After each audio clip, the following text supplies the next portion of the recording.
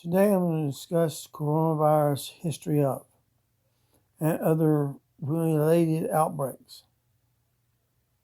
One, starting with coronavirus itself.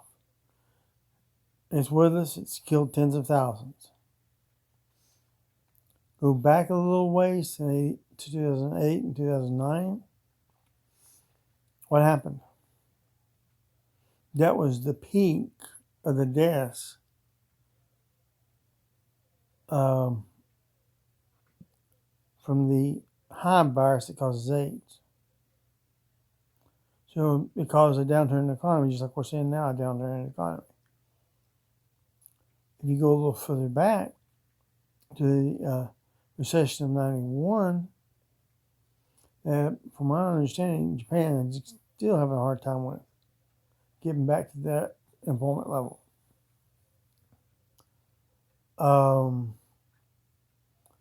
That was 2 years after casualties to the AIDS virus started becoming significant, meaning in the top 10. Go a little further back, in 81, AIDS was first identified.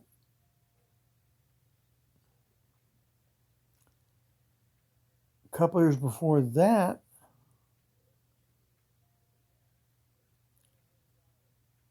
the Arab oil embargo, matching with a outbreak of HSV-2 so-called herpes simplex, or herpes, leading right into the AIDS outbreak a couple of years later. That HSV was only, I think if I remember right, I think it was 1 or 2% fatality rate. I think it was 1. Of course, anybody recently knows what AIDS or HIV is. Go back a little bit further. Of course, we had the polio epidemics, which are problematic. Go back a little ways to the late 1920s. What happened in the late 1920s? HTLV-1 virus hit the world.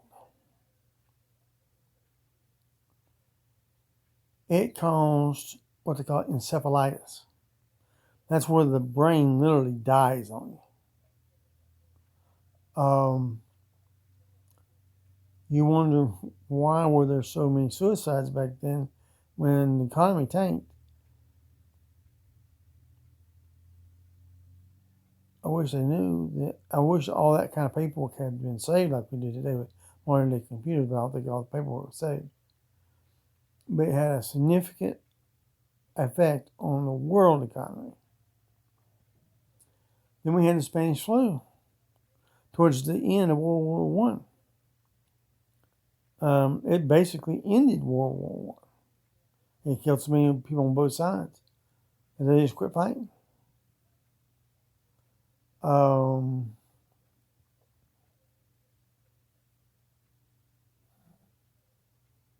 So several major downturns in the economy seem to be directly related to some sort of outbreak of a novel virus or bacterium. So that's basically the history of it. You think, well, what's HTLV-1 got to do with HIV?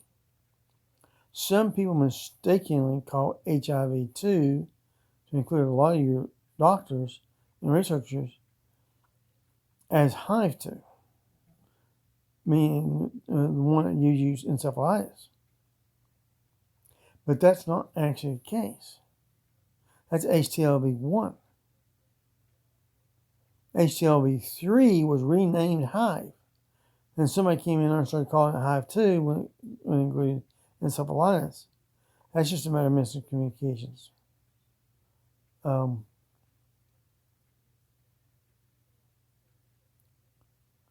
So many key critical people died in 27, 28, 29, and 30 that they were drawing out all the money they could to pay for treatments.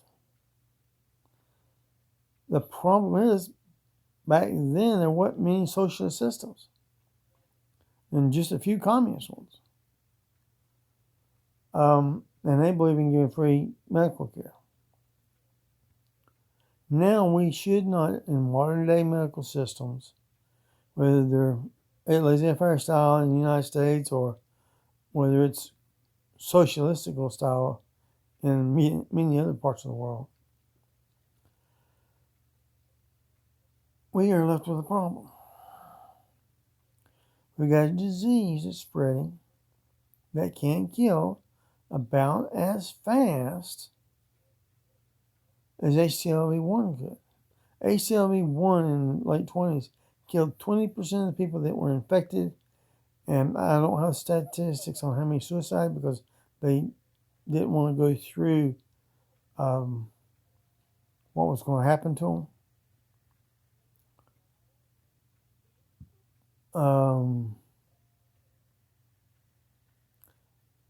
So look at the Renaissance period, the Black Death. I mean, it broke the governments at the time. Byzantine Empire was growing. Literally, whatever the name of that person was. And then the Black Death hit, and it wiped out so many of his troops and stuff and citizens. He had to stop all military activities and withdraw from many of the areas they just recently taken, I should say. Now, what have we got today? We got to find something.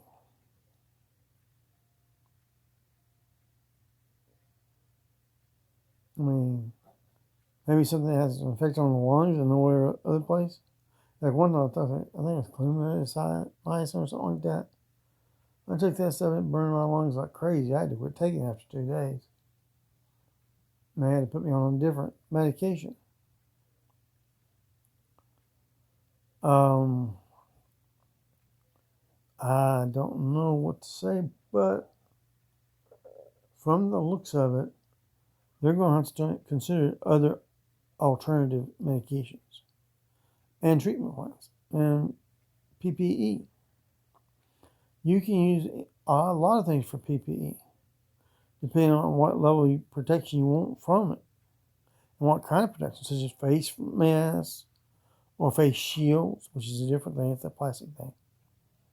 Or whether it be a riot control helmet with face shield pulled down, or a welder's helmet, or the industry has a lot of that out there. It's like in the United States, everybody brags we got the best medical system in the world. Think of one thing. Look at how many people live at home using supplemental oxygen while they're at home, only requiring a nurse to come out once a month or so to make sure the equipment's working.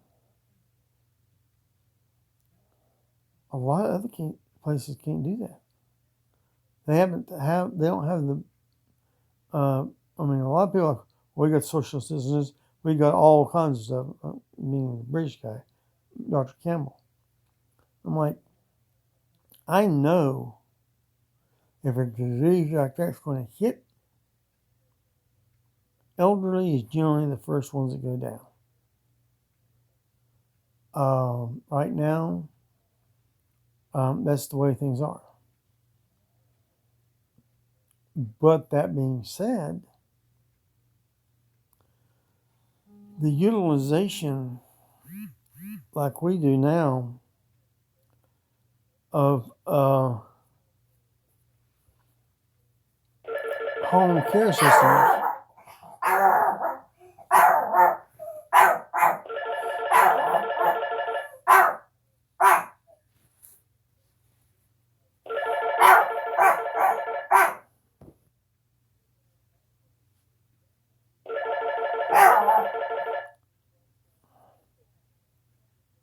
Hello, please leave a message after the tone.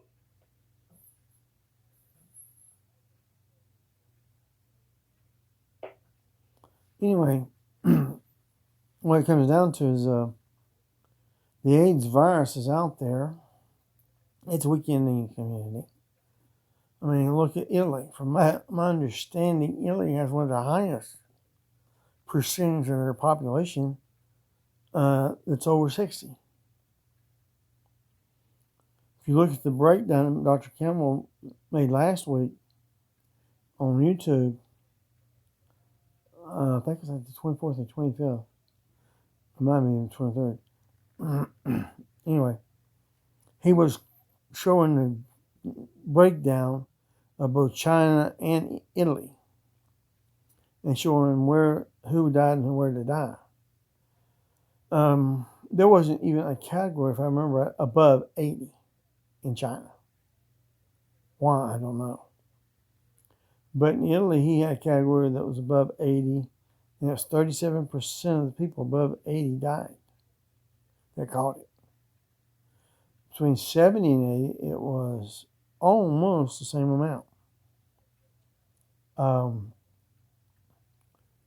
Where in China, they had an unusually low number. But I think that may have more to do with their average life expectancy than anything else. Well, I think that's getting kind of long-winded here. I'm going to cut it off at this point and just simply say that the reason why some of these countries are being hit harder than others, in many cases, it may be because they have a higher elderly population. If you have to sit there and take 30 or 40 medicines a week, different medicines a week, or a month or something, that's a lot. Well, have a good one.